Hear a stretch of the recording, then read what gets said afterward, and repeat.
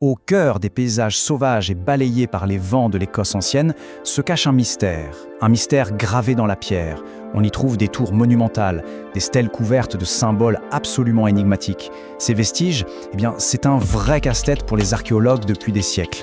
Et ce sont les uniques traces laissées par un peuple qu'on a presque oublié. Cette question, c'est vraiment le cœur du sujet.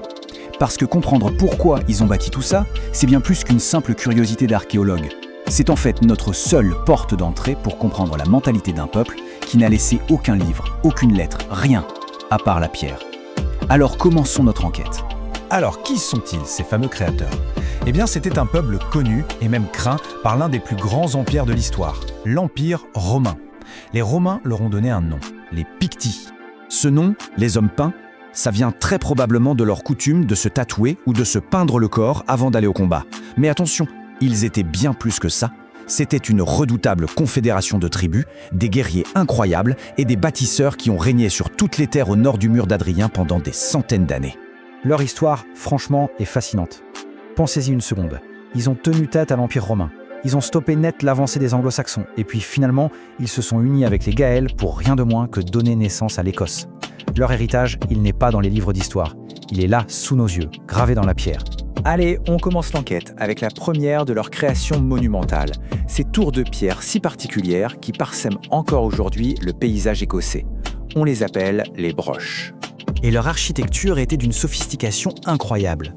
Il faut s'imaginer, ils ont construit ces tours gigantesques sans utiliser le moindre mortier, juste avec des pierres sèches. Et ce n'est pas tout. Ils utilisaient une technique de double paroi hyper ingénieuse pour créer des galeries et des escaliers à l'intérieur même des murs. C'est un véritable exploit d'ingénierie pour l'époque. On est loin d'un simple tas de cailloux, c'était des structures complexes, pensées pour durer. Au début, l'idée la plus évidente, c'était de se dire « ce sont des forts ». Ça paraît logique, non ?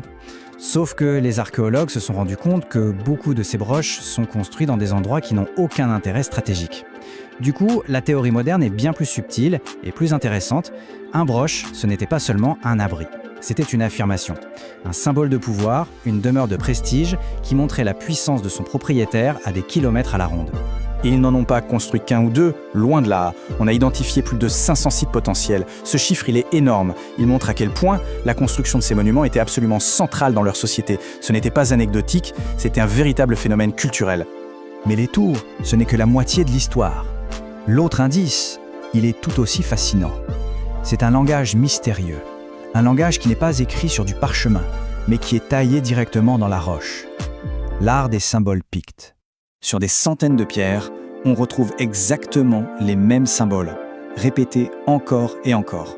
Ce qui prouve bien qu'il y avait une intention derrière. On a des formes géométriques assez étranges, des animaux très stylisés, comme cette fameuse bête picte que personne n'a jamais réussi à identifier formellement. Et on trouve même des objets du quotidien, comme un miroir et un peigne.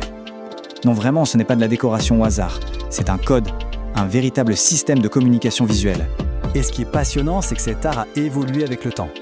D'abord, on a les pierres de classe 1, les plus anciennes, les plus pures, avec uniquement des symboles pictes.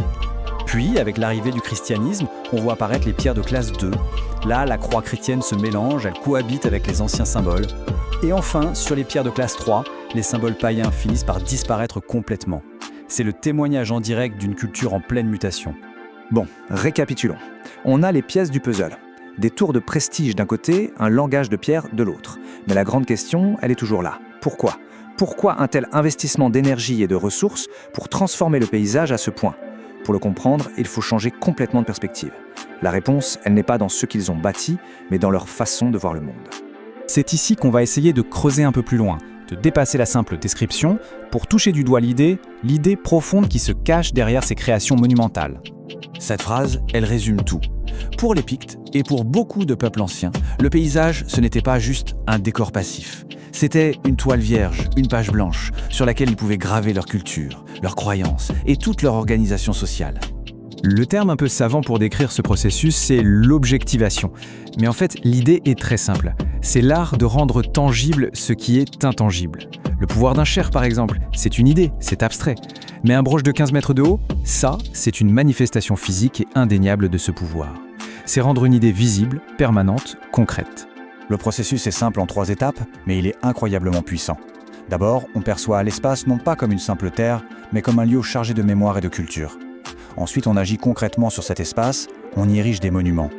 Et c'est cette action qui, au final, crée du sens. Les monuments deviennent des points d'ancrage pour l'identité de toute une communauté. Et voilà, c'est la solution de notre énigme. Un broch, ce n'était pas juste une maison fortifiée. C'était une déclaration de pouvoir qui disait « Ici vit un clan puissant et influent ». Une pierre à symbole, ce n'était pas juste un joli dessin. C'était un registre public qui disait « Ceci marque l'union de deux grandes familles » ou « Attention, ce territoire appartient à ce clan ». Ils ne faisaient pas que décorer leur monde, ils le construisaient littéralement. C'est ça, le point absolument crucial à retenir. Le véritable héritage des Pictes, ce n'est pas une bibliothèque vide, c'est un paysage rempli de sens. Leur histoire n'a pas été écrite avec de l'encre sur du papier, elle a été sculptée dans la roche.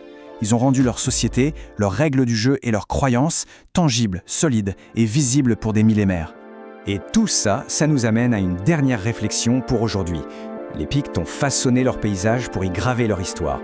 Alors si on prend un instant pour regarder autour de nous, dans nos villes, dans nos campagnes, quels sont les tours, les symboles et les monuments qui aujourd'hui racontent notre histoire ?